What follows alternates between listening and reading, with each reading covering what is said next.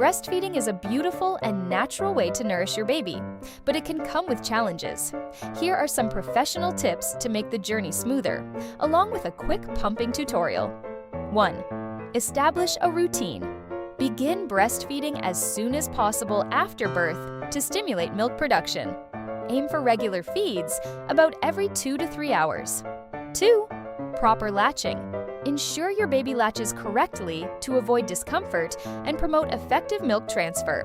Seek guidance from a lactation consultant if needed. 3. Stay hydrated and nourished.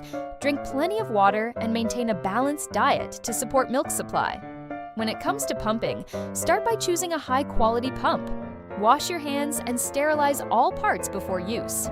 Position the flanges correctly for comfort and efficiency.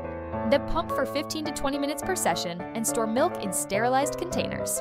Remember, every mother's journey is unique. Seek support when needed.